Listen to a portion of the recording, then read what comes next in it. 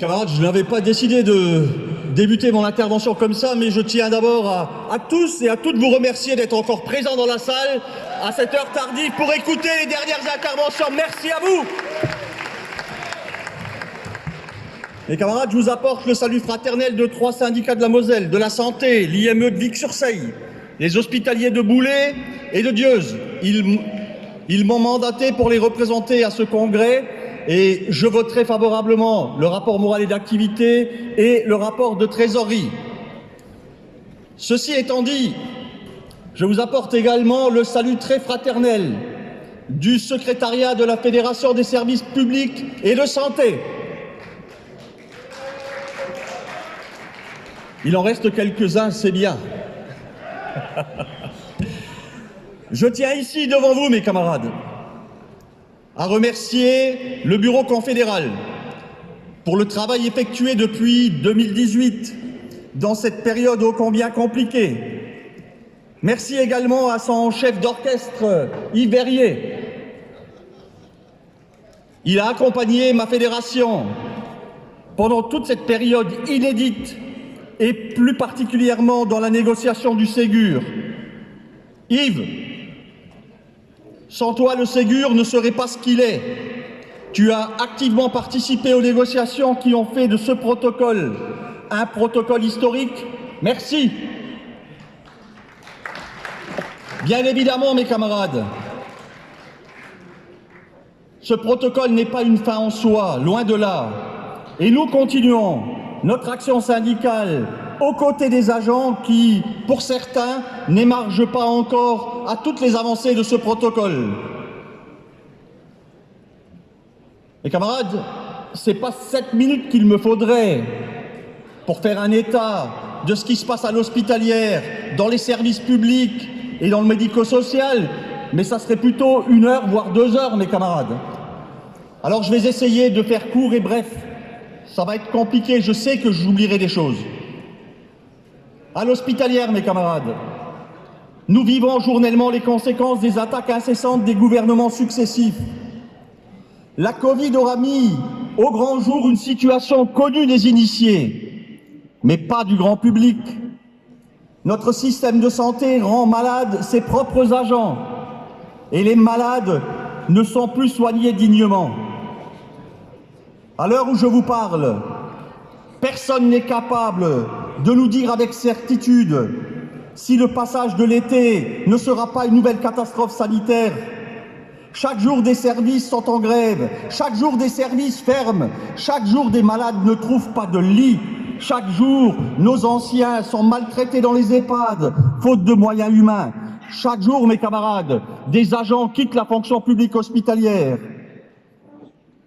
Nous avons rappelé à la nouvelle ministre, dans un courrier il y a quelques jours, notre cahier de revendications, normer les services avec à la clé 200 000 emplois qui nous manquent, un plan de formation qui doit nous permettre de pouvoir y arriver, un coup de pouce sur les salaires, un nouveau coup de pouce sur les salaires, mes camarades, parce que les effets du Ségur ont été minimisés par la situation actuelle. Mais également, nous demandons l'octroi du CTI à tous les agents qui ne le touchent pas encore dans la FPH. On l'a dit ce matin, c'est à peu près 7000 agents. Et bien sûr, mes camarades, nous lui avons rappelé notre revendication mère, la retraite à 60 ans et point barre. La réponse, mes camarades, du président de la République ne s'est pas fait tarder. C'était hier matin.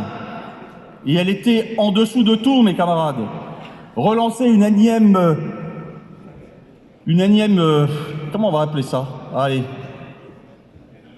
Une mascarade pour essayer de nous dire qu'il faut gagner du temps pour savoir ce qui se passe dans les établissements et puis de mettre en place de nouvelles primes qui vont de nouveau diviser le collectif hospitalier alors que nous avons besoin de le rassembler, mes camarades. C'est purement et simplement scandaleux.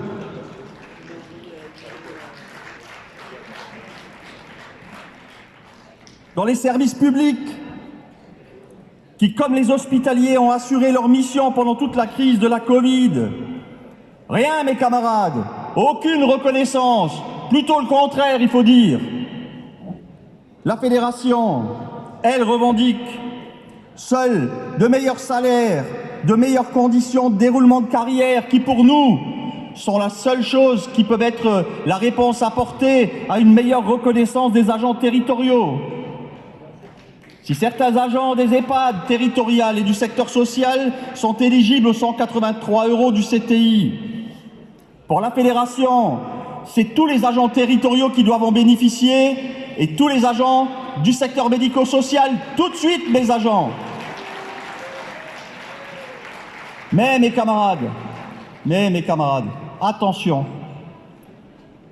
Ce gouvernement a organisé ces derniers mois l'incohérence des grilles salariales des fonctionnaires de catégorie C et B pour nous préparer une réforme d'ampleur et inédite. Il veut modifier le mode de rémunération avec comme principe et objectif de détruire la fonction publique de carrière. Si nous mettons en perspective la fin de notre caisse de retraite avec la réforme annoncée des retraites, c'est un élément essentiel du puzzle qui sera mis en place pour privatiser une partie de la fonction publique. D'autres éléments sont déjà là. La mise en place du CSE en lieu et place de notre CTE. Mon camarade, une minute normalement. Je vais gagner le concours de l'intervention la plus longue, donc tu peux arrêter le... Il n'y a pas de souci. Non, je déconne. La régionalisation des services de santé et des services publics. L'attaque du protocole des 1607 heures pour nos camarades de la territoriale. Mes camarades, les attaques sont sans précédent. Nous devons lutter ensemble contre ce rouleau compresseur. Il y va du maintien de nos services publics républicains. Mes camarades, l'hôpital n'appartient pas aux seuls hospitaliers. Mes camarades, les services publics n'appartiennent pas qu'aux seuls agents territoriaux. Nous devons tous nous mobiliser pour défendre nos services publics républicains. Je lance ici un appel à tout le monde, mes camarades. Le 8 décembre 2022, auront lieu les élections professionnelles d'environ 5,5 millions d'agents publics. Nous avons besoin de vous pour nous aider à constituer les listes dans les mairies, les communautés d'agglomération, les EHPAD, les hôpitaux. Plus nous aurons de listes, plus nous aurons de voix, et plus nous aurons de voix, plus Force ouvrière sera représentatif. Mes camarades, je conclurai mes propos, tu vois, camarade président, et ça sera rapide. Je conclurai mes propos par un vœu qui émane d'un diagnostic partagé. Et je souhaite qu'au sein de Force ouvrière, mes camarades, on arrête de parler de la charte d'Amiens et de ne pas la respecter. Qu'on arrête de se diviser alors qu'on parle d'union. Qu'on arrête d'être le centre, de toujours être contre tout, mes camarades. Et qu'on soit une vraie force de proposition. Mes camarades, notre pluralité, notre diversité doivent être une force et non une faiblesse. Devant les enjeux qui nous attendent demain, nous devons sortir de ce congrès tous unis derrière le bureau confédéral et notre nouveau secrétaire général. La Fédération des services publics et de santé, fidèle à sa tradition, sera toujours force de cohésion et d'union. Encore plus fort, encore plus déterminé. Vive la Confédération, vive la Fédération! Merci mon camarade.